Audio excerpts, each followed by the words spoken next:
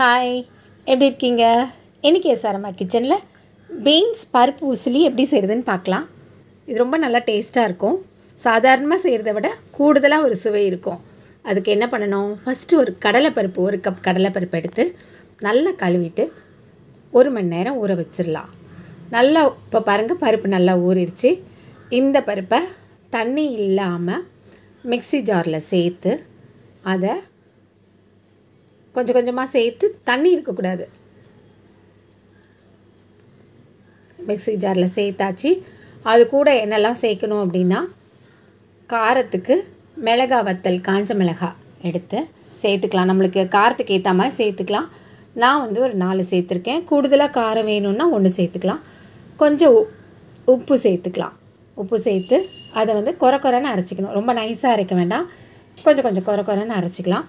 அரைச்ச பருப்பை ஒரு இட்லி தட்டில் வச்சு வேக வச்சு எடுத்துக்கலாம். இது ஒரு 10 நிமிஷம் வேகட்டும். வெந்ததுக்கப்புறமா அதை தனியாக எடுத்து வச்சுக்கலாம். மிளகாய் வத்தல், உப்பு, இந்த கடலைப்பருப்பு, இன்னும் கூட கொஞ்சம் கொரன்னு அரைக்கணுனாலும் அரைச்சிக்கலாம்.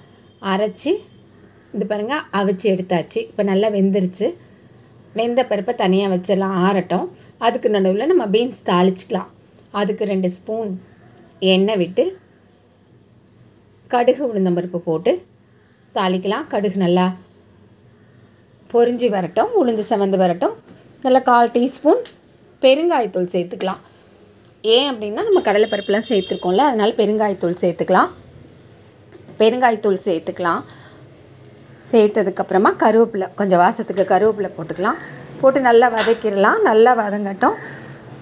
இந்த கடலைப்பருப்பு நம்ம சேர்க்குறோம்ல, இதுக்கு பாதி கடலைப்பருப்பு பாதி துவரம்பருப்பு சேர்க்குறவங்களும் இருக்காங்க. அது நம்மளுக்கு எப்படி பிடிக்குமோ அப்படி.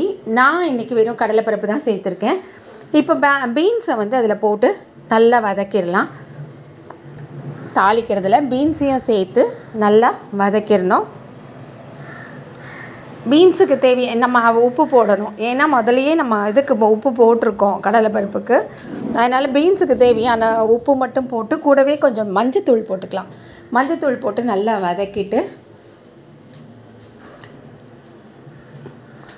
கூடவே கொஞ்சம் தண்ணி தெளிச்சிக்கலாம். தண்ணி தெளித்து, அதாவது தண்ணி லேசாக ஊற்றிக்கலாம். ரொம்ப வேகக்கூடாது. அதனால் அதுக்கேற்ற மாதிரி பக்குவமாக பார்த்து தண்ணி ஊற்றணும். ரொம்ப வேகக்கூடாது.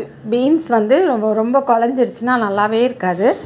அதனால் கொஞ்சமாக தண்ணி ஊற்றி அதை நல்லா கொஞ்சம் வேக வச்சிடலாம். மூடி வச்சு மீடியம் ஃப்ளேமில் வச்சு வேக வச்சிடலாம். கொஞ்சம் நரிச்சுன்னு இருந்தால் தான் நல்லாயிருக்கும். கொஞ்சம் வெந்து இருக்கணும், ஆனால் ரொம்ப குழையக்கூடாது. இப்போது நம்ம வேக வச்சுருக்க கடலைப்பருப்பை நல்லா உதுத்து வச்சுக்கலாம். நல்லா உதுத்துடணும். அது நல்லா ஆறிடுச்சு. இப்போ நல்லா கைகளால் நல்லா உதுத்து வச்சுக்கலாம். உதுத்த பருப்பை இந்த வெந்துருச்சில் இந்த பீன்ஸில் போட்டு நல்லா கிளறணும். பீன்ஸில் சேர்த்துடலாம். இந்த பீன்ஸில் சேர்த்துடலாம்.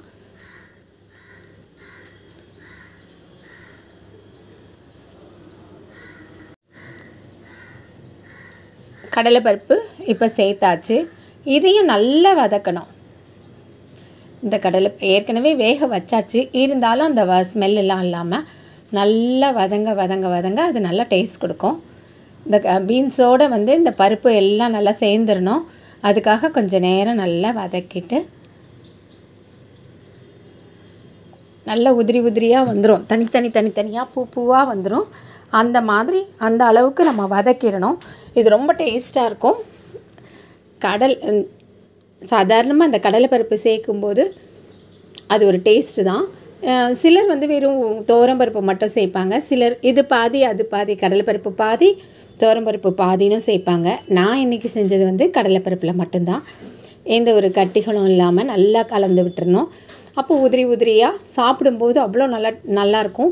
இது சாம்பார் சாதம், ரசம் சாதம் எது கூடனாலும் வச்சு சாப்பிட ரொம்ப டேஸ்ட்டாக இருக்கும். கல்யாண வீடுகளெல்லாம் கூட பெரும்பாலும் இதை செய்வாங்க.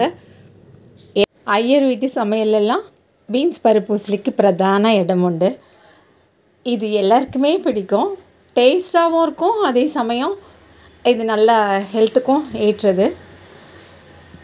இது வரைக்கும் இதை ட்ரை பண்ணி பார்க்காதவங்க ஒரு தடவை ட்ரை பண்ணி பாருங்கள். அப்புறம் இதே மாதிரி தான் செய்வீங்க. பிடிச்சிருந்தால் லைக் பண்ணுங்கள், கமெண்ட் பண்ணுங்கள், ஷேர் பண்ணுங்கள். நன்றி, வணக்கம்.